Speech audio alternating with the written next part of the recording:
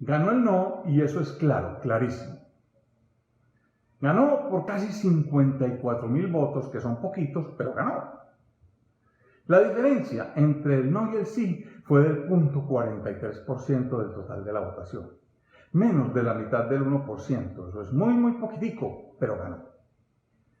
Las mentiras y manipulaciones y las maniobras malintencionadas de la campaña del no fueron suficientes para inclinar la votación en ese sentido, pues bastaron 54.000 votos para hacer la diferencia.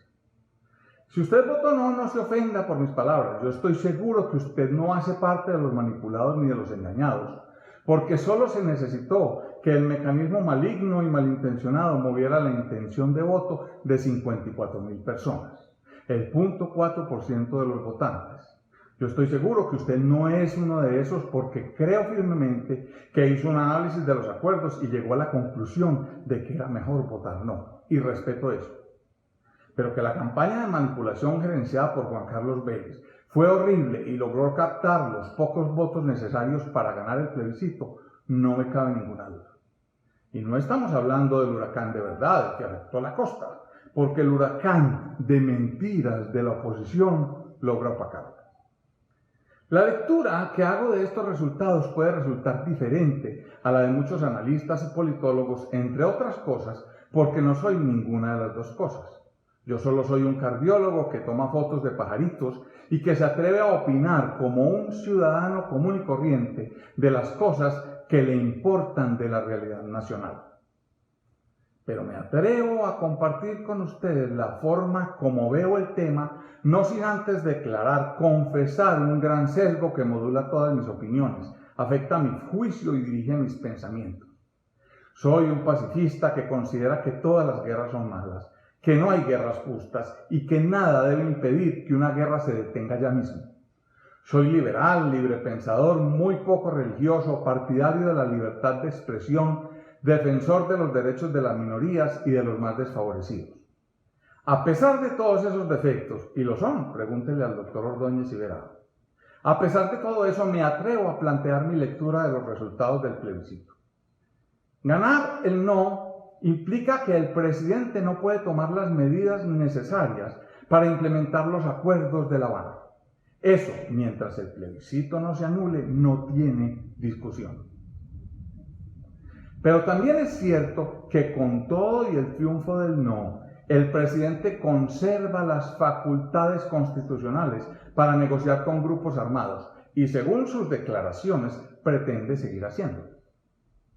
Ya arrancan las negociaciones con el ELN y un equipo del gobierno está escuchando los planteamientos de los líderes del no con el fin de tomar nota y hacer, de común acuerdo con las FARC, con la contraparte, ajustes a los acuerdos que recojan las opiniones de los millones de ciudadanos no engañados que votaron no, para posteriormente buscar una opción constitucional válida de incorporar estos acuerdos modificados al ordenamiento jurídico nacional y parar así esta guerra de una vez por todas.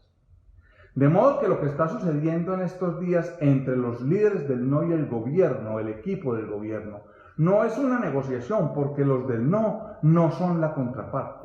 El gobierno está acusando recibo de unas preocupaciones válidas de la oposición para luego decidir qué renegocia con las FARC y qué no modifica.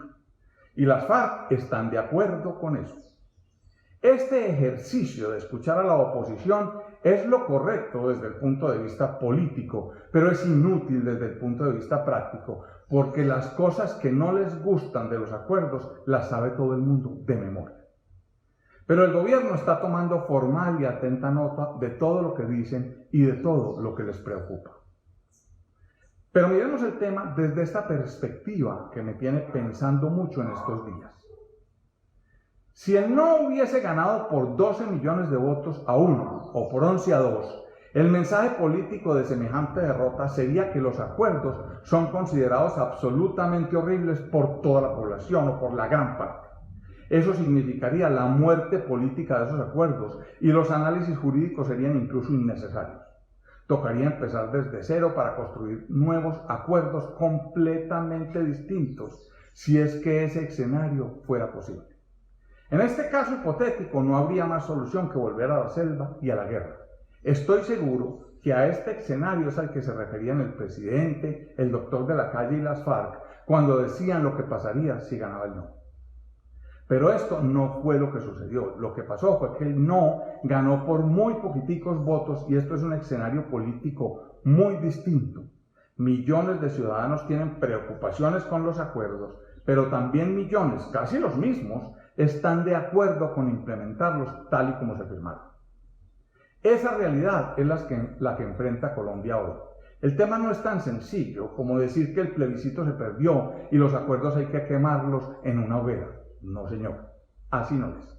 La esencia de los acuerdos firmados en La Habana está basada, en mi concepto, en 6 cositas. 1. Se desmonta el aparato armado y criminal de las FARC, que se vuelven entonces un partido político.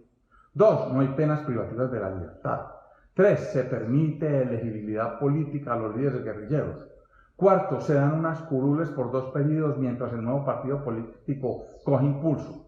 5. Se declara que las actividades de narcotráfico hechas por la guerrilla son delito conexo con la guerra. Y 6. Se crea un tribunal para juzgar los crímenes atroces cometidos por todos los actores del conflicto. Ese tribunal se llama Jurisdicción Especial para la Paz, JEP, que hace parte del sistema integral de verdad, justicia, reparación y no repetición.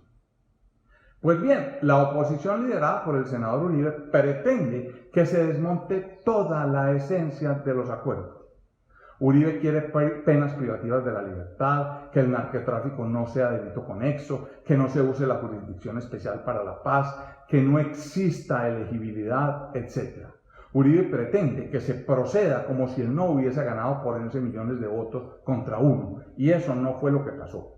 El no ganó por el 0.43% de la votación. El mandato es, por supuesto, modificar los acuerdos, pero en un porcentaje políticamente parecido a ese 0.43% que es del triunfo. ¿Para qué? Para que también se incluya a los millones de ciudadanos que votamos sí y que queremos parar esta guerra ya. Destrozar los acuerdos de La Habana para hacer otros en un nuevo gobierno del uribismo en el 2018. No, señor. No es lo que nos ordena el plebiscito que acaba de pasar.